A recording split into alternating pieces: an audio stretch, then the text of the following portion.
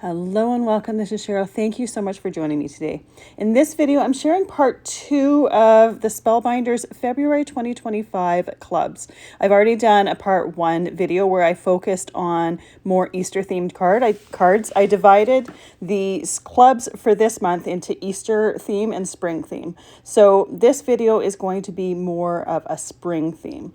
So in this video, I'm going to share the Glimmer of the month, the BetterPress of the month, the die of the month, the wax seal of the month, both embossing folders of the month, as well as the stencil of the month. But I'm also going to bring in some elements or an element from the large die of the month, as well as from the stitching die of the month, because I really love that stitching die of the month just as layering elements and mats on my cards. Now I want to use the magicals that I used in my last video, and I'm using it with some Distress Watercolor Cardstock. I do this right on my glass surface, and I use my Mighty Mister to spray the back of the paper as well as the front, and then kind of suction it onto my glass media mat or glass mat. That way it kind of keeps that paper as flat as possible. Sometimes it still curls, and you'll see at some point I'll do it and the paper curls a little bit. I tend to try push the edges down just to really suction it. It's always nice when it dries as flat as possible, because then those magicals kind of stay where they are. They don't run to the side. You can see that I'm very liberal when it comes to the water, because I really want to get them to flow and blend and bleed. But I do take a brush and I help them along the way, especially where there's a bunch of magicals crystals that haven't really blended with the water and are still crystallized. So I'll use that brush to break them apart. The magical set that I'm using is called Alexandra's Artist, and I'm focusing on the pink and the purple one for this video. So I did that piece the night before and let it dry all night. Because I have it suctioned to the table, the piece really only dries from the top down, so it does take a lot longer for it to dry. With that dry and to the side ready to use later, I'm going to focus now on the BetterPress of the month. This is called Luxe Damask, and it's a BetterPress registration plate. So I'm doing this background here on watercolor cardstock as well. All the ones that I'm using magicals on are done with the Distress watercolor. I like that it's a nice bright white so it can show off those colors. And after I do my technique with the BetterPress, I am going to be using the magicals on the background. So I ink up that BetterPress plate with VersaMark ink, and it's really easy to line up the BetterPress registration with the registration template that comes with them. There are lines right there, so it's foolproof. I do like to tape down my BetterPress registration acetate piece just to make sure it doesn't move on me. I do find as well that when you're using the BetterPress registration plates, sometimes those plates move a little bit easier just because there's that acetate piece in between. So if they move at all when you're inking them, do make sure to move them back in place before you put the top part onto the base and run it through your die cutting machine. You need to use that die cutting machine with it to press that plate in place. So I'm doing this 3 times to make sure that I have the pattern all over my background here, but you could easily do it just 1 time and just have a partial pattern and just plain background. After this, I'm using some clear embossing powder and putting it all over that VersaMark ink. For the technique that I'm doing, you could also use white embossing powder if you want. I'm not really sure why, but I tend to prefer the clear, but you'd get a nice result with the white as well.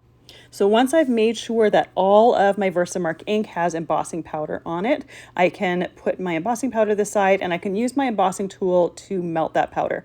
Now I am going to trim this down, but I am very careful while I'm embossing it to touch the sides as little as possible. I want to have control over where and how I trim it down, and I don't want to mess up that pattern.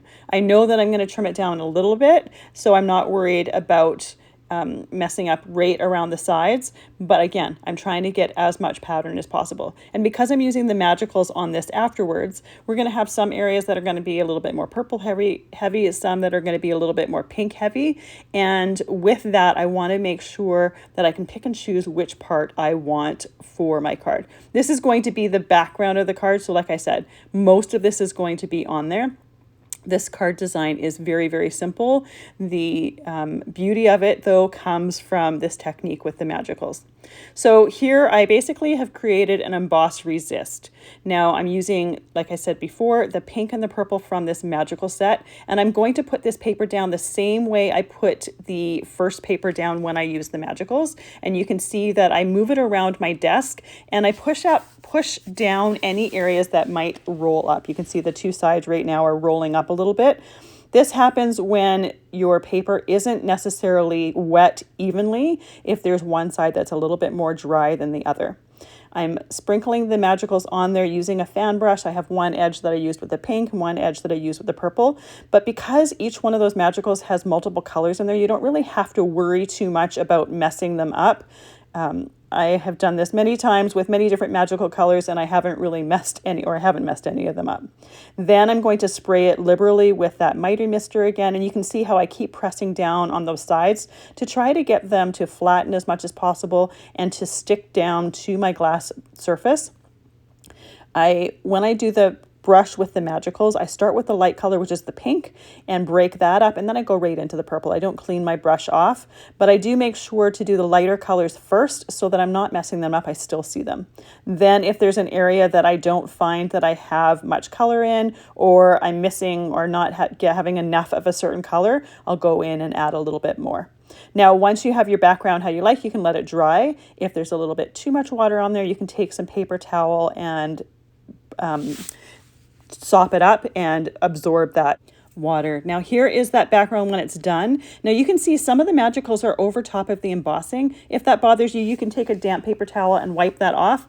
I typically will leave it as is because I really like the randomness of that. Off screen, I also did a couple more backgrounds to die cut for some of the cards. The one on the left, I'm going to die cut with one of the pieces from the stitching die of the month. I was going to die cut the one on the right as well, but as I'm laying the paper on the die, I'm pretty sure the paper must have shrunk just a tiny little bit. The edges of the scallop of that die are just within a 4 1/4 by 5 1/2 inch piece of cardstock, and that's what the size of this paper was before using the water on it and the magicals. And when I lay it on there, I just can't get it so that I don't get flat edges from the edges of the paper. So I'm going to change up my design that I had planned for the card that was for. While I have those pieces out, I am doing my die cutting. And as I mentioned with the previous video, this particular die, that stitching die, has a lot of really tiny bits in it. I use my Spellbinders tool in one to clean out those bits. And then any bits that are left in the cardstock after die cutting, I'll use my die pick and I will poke those out. And I do that right over top of the garbage can. While I'm getting things ready for my cards, I'm using the wax seal of the month, and it's a beautiful fern. It's called Lush Fern. It's got just some greenery around it. There are some Fern Wax Beads that come with the wax seal of the month. So I'm starting off with creating a wax seal with them, but I know with the colors of my cards that I'm not going to have a focus on the green, so I'm not sure it's going to work with any of them. So as I do with any of my die cutting or prepping for cards, I'll make multiple wax seals so that when I get to the point where I'm ready to use one on a card, and I end up only using one in this video, I have a variety to choose from so I can pick which one chooses or which one works best. So aside from those Fern Wax Beads, I've also used the silver ones from the basic wax mix, as well as a couple purple shades from the purple wax and a couple pink shades from the pink wax mix. And it ends up that I use one of the wax seals that has mostly the purple and pink with a little bit of that silver in there. I like the darker seal with the card that I'm creating with it. But again, it's nice to have a variety to pick and choose from. And when I'm doing these wax seals, I like to use these silicone craft spoons. They have a spatula on the end, and I can really scrape out that scoop and get as much of the wax as possible. Now at this point, I thought I was done, so I cleaned off my tools, and I do this while everything is still hot and that wax is liquid. I can use a clean piece of paper towel and just clear out everything.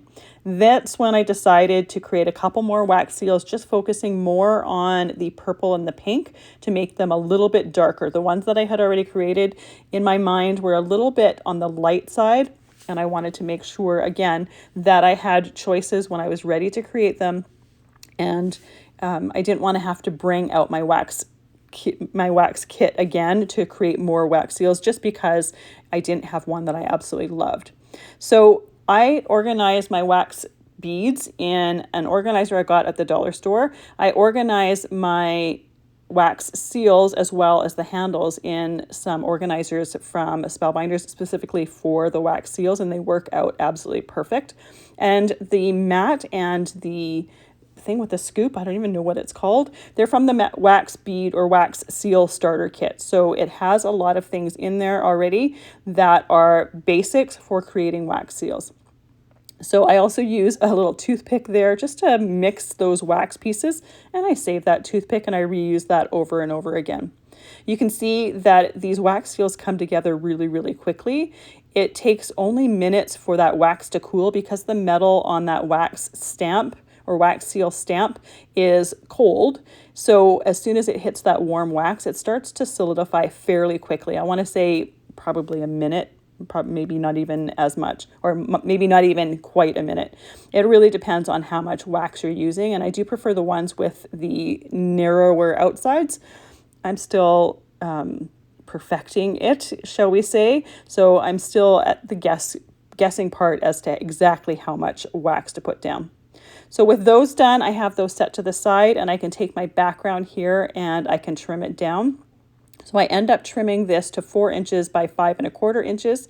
And then I have a periwinkle piece of Spellbinders cardstock that is trimmed to 4 1/8 by 5 3/8. So there's very narrow mats on this card. Again, I wanted that focus to be on that beautiful Magicals background.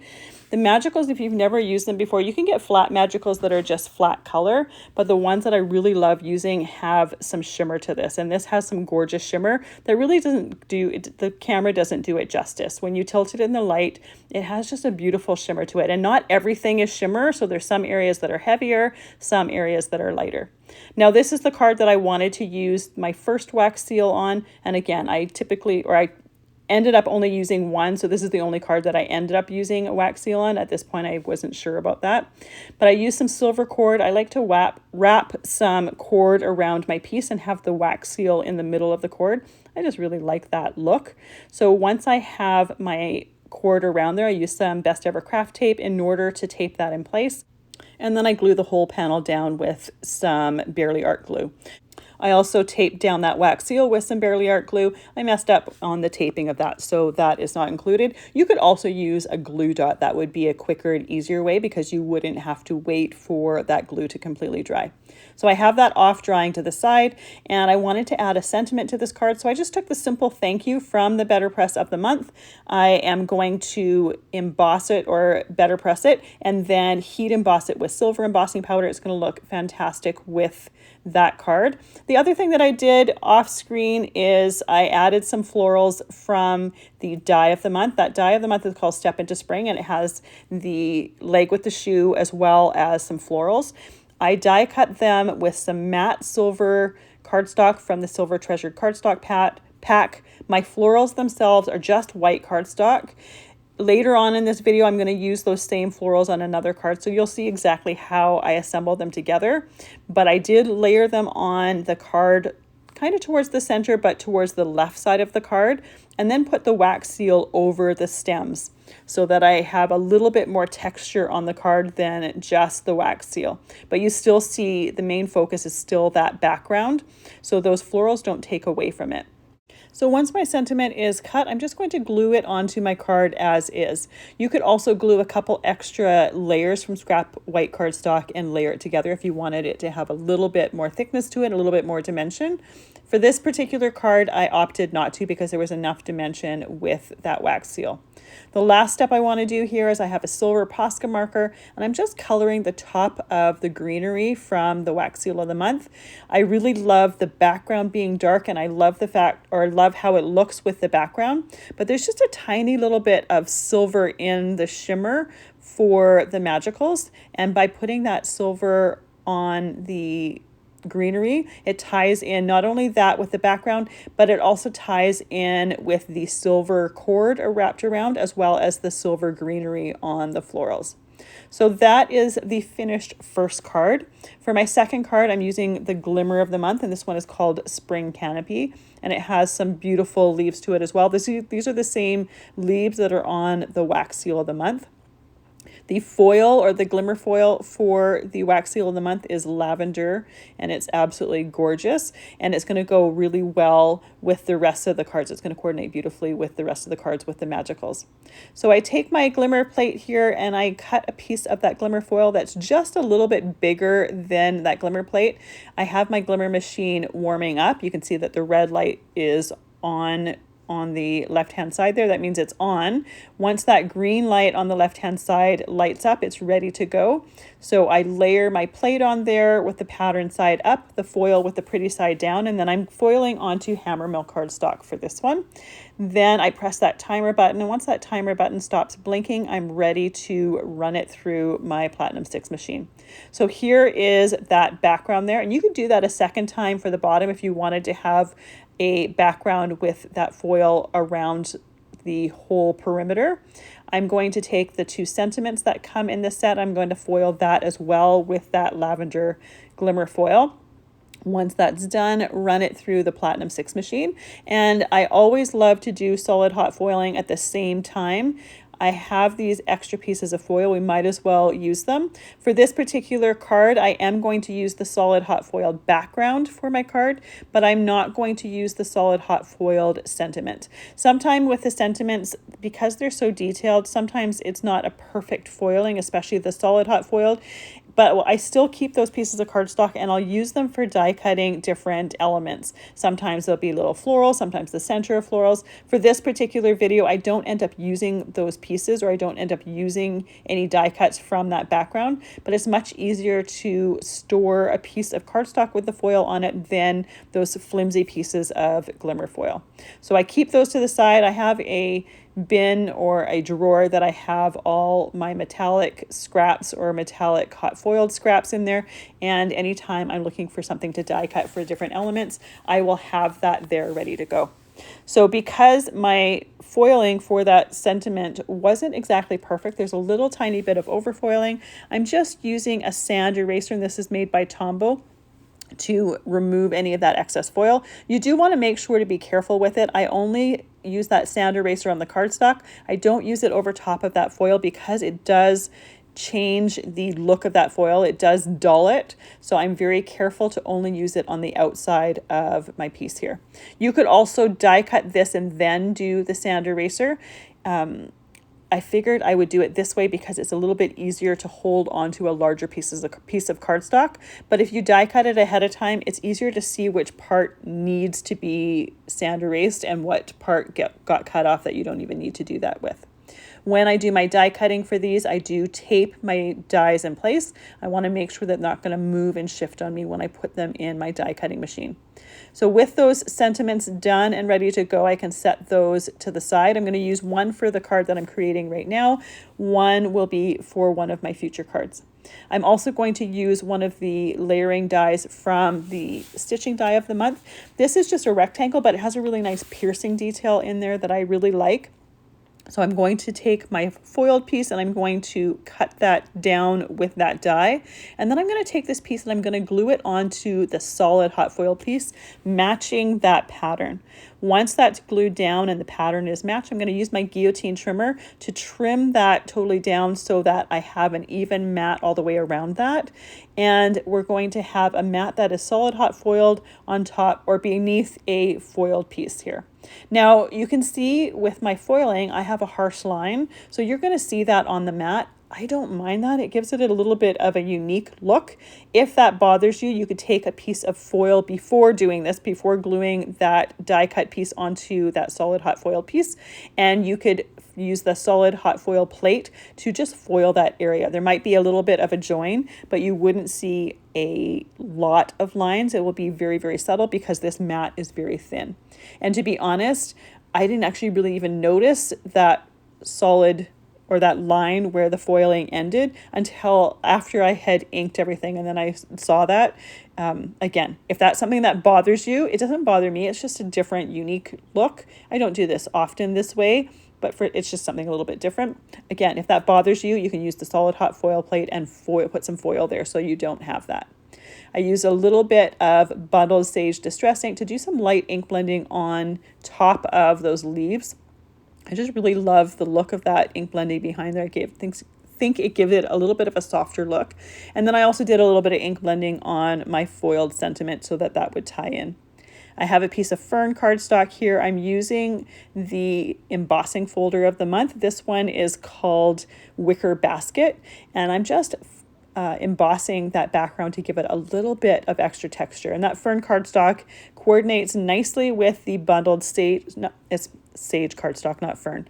That sage cardstock coordinates nicely with that bundled sage ink blending. It's not an exact perfect match, but it's close enough, and it's the closest of any ink pads that I have, and it ties in that green. The one thing that I could have done here is I could have taken the silver cord and wrapped that around and added another wax seal here. I opted not to. I opted to keep this very, very simple, but that is another option there. And that green seal would have gone really, really well with this design. Another thing that I could have done here is I did a vertical card.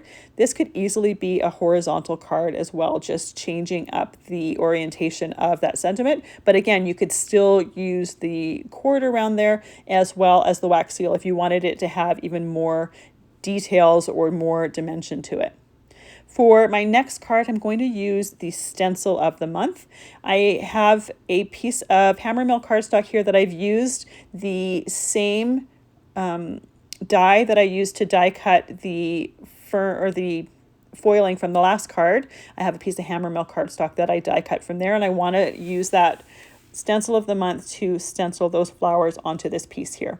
Now, because my stencil isn't lined up, say, to the top corner of my cardstock, it's a little bit harder, especially when you're starting with the stenciled images. It's a little bit harder to know exactly where the next layer lines up. So I have my piece here on my ultra sticky mat, and I've just used some painter's tape to put a mark in the top left and the bottom right, so that when I go to put my next stencils down, I know exactly where they go. There's very little guesswork. I don't have to worry about making sure or worry about things not being lined up and overthink it. So by using those marks, I can easily place my stencils where they need to go. So the greens here that I'm using for this background is that bundled sage. This color here is worn lipstick, but it's a little bit more on the orangey corally side than I wanted. So I go in and I grab some Kitsch Flamingo Distress ink, and I do the Kitsch Flamingo over top of it just to make it a little bit pinker. Now the colors that I did for those florals are a little bit darker than I wanted. I wanted it to be a little bit more subtle, but I do have some florals that I'm putting on top of it, so it's going to be more of a background element. Best, if you're wanting your colors to be more subtle, is to take off some of the ink off of your brush onto your work surface, onto some scrap paper, so that you have a little bit more control. I've said it many times in other videos, you can always add more ink if you want it to be darker, but once you get it too dark, you can't take it off unless you start over again.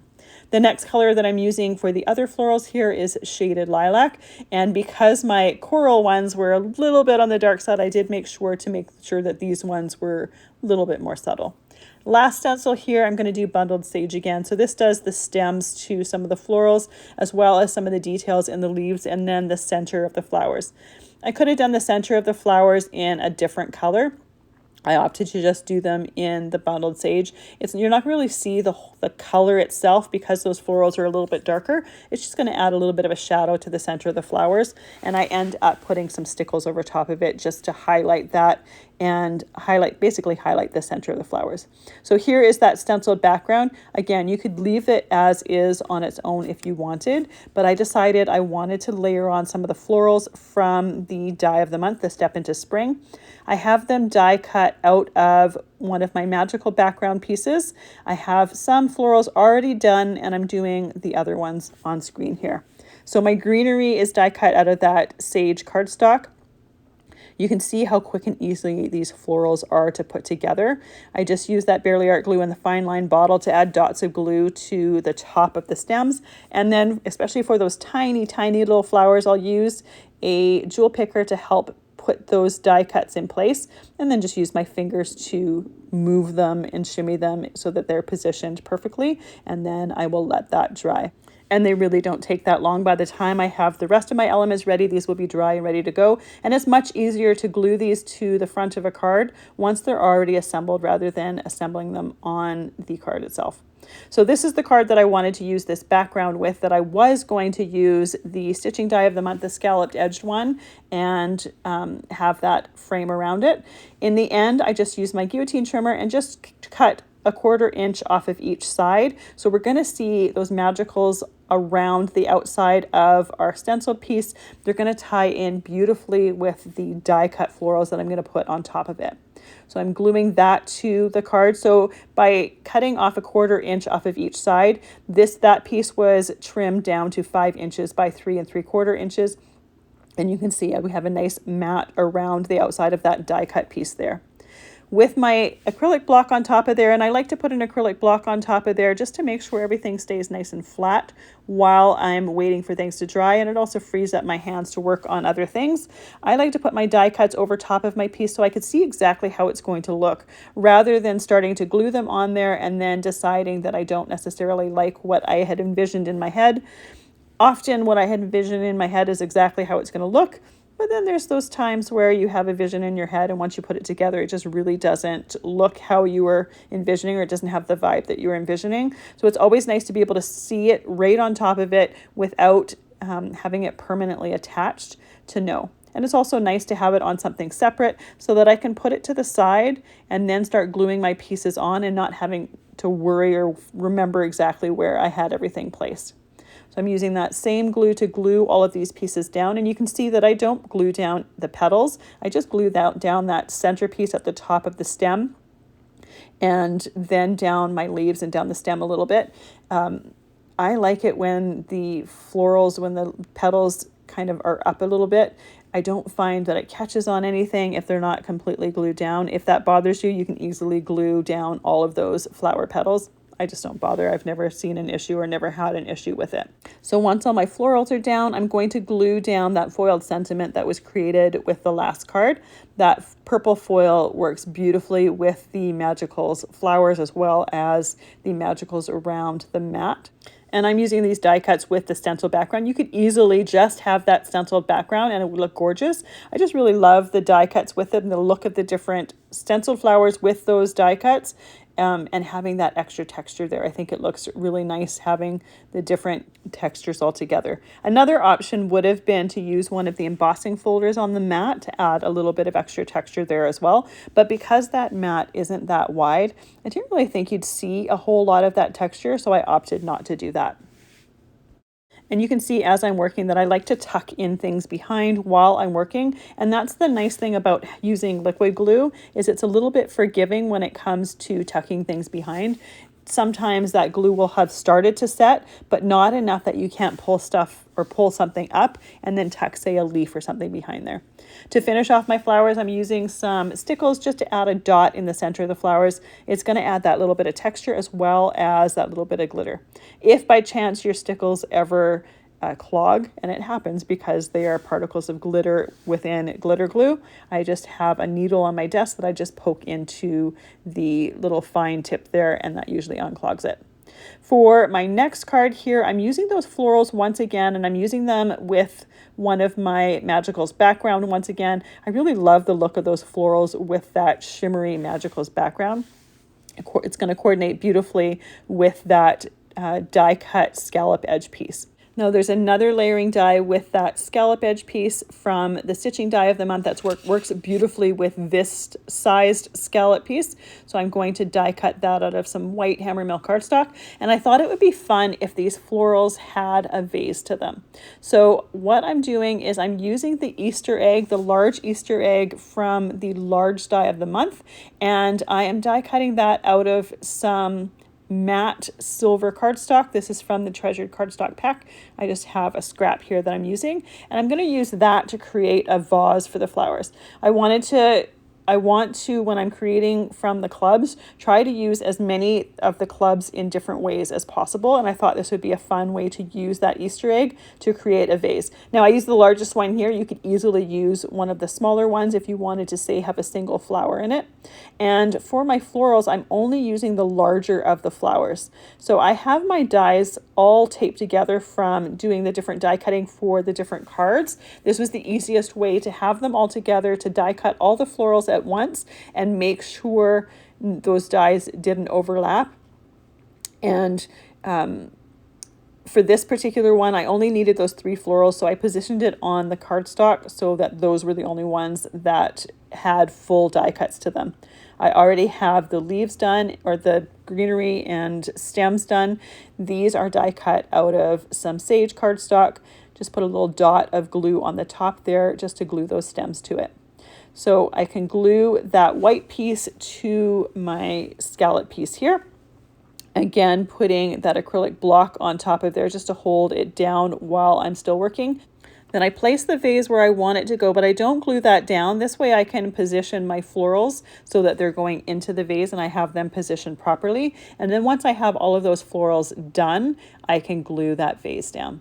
So I also die cut the leaf that's part of the greenery, and gluing that as well to make sure that it's sitting behind the largest of the florals. Once I have them positioned, I can glue that vase in place. And I really love, by using the Easter egg, that vase has some detail on it that I think it adds a nice touch to it. For my background for this, I have a mat cut from that Periwinkle cardstock, and then I have another mat cut out of the matte silver cardstock. I'm using the 3D embossing folder of the month to emboss that, and the 3D embossing folder is called Petite Bow, and it has these really pretty bows on them, but I really love the texture of that embossed. When I do that embossing for any of the cards, I do center my paper in that embossing pattern. So I center it from left to right as well as top to bottom, just so that it looks nice. I don't want it to be crooked. I also don't want to have as much as possible. I want it to be centered and kind of make sense when you look at the outside edges of that pattern. So you can see I have some bows at the top and on the left-hand side, on the right-hand side, and at the bottom, it is centered within that pattern. Some patterns or some embossing folders don't allow you to do that. These ones worked well that they did, and anytime it's possible, I do like to try to do that. To me, it just makes it more visually appealing. For the centers of these flowers, I'm using a little bit of pale or silver lining Nouveau drops. Just ties in that silver just a little bit more, and I really love the look of that in the centers of florals as well. For my last card, I am taking that Step into Spring die set. This is the die of the month, but I'm just using the legs and the shoes. I'm not using the florals for this. I've used the florals for several of the cards already. So for this one, I'm just using those shoes and the legs. When I looked at this die, those shoes especially reminded me of my girls' tap shoes when they used to be in dance many, many years ago. So I thought it would be fun to turn them into dancing shoes. And I thought it would also be fun if they were sparkly. So I used the silver glitter cardstock from the Silver Treasured cardstock pack, and I have everything already die cut ready to go. The socks are just white cardstock, and then the legs are done or die cut from Barely Peach cardstock. There, I also have some onyx cardstock here that I used for the soles of the shoes. Now, I did these as silver glittery shoes. Again, you can use whatever specialty cardstock you want. They also made me think, especially with the silver glitter, of making them with red glitter and using them as Dorothy's shoes from The Wizard of Oz. I thought that would be fun as well.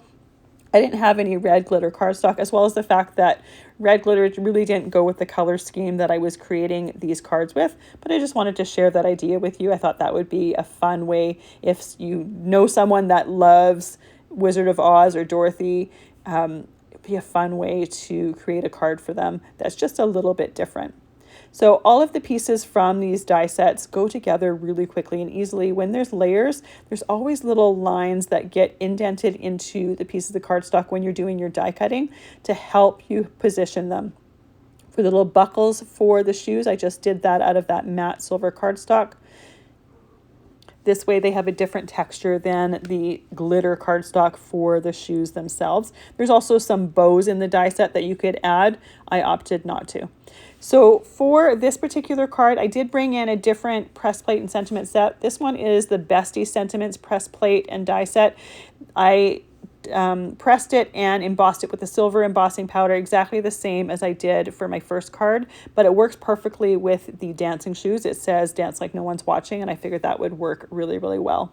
For the background for this card, I wanted to do a play on the technique that I did with the Better Press of the Month for my first card. So I'm starting off the same way that I did with that one. I have my cardstock on the clear plate taped in place. For this one though, I'm using some fog cardstock. This is not watercolor cardstock.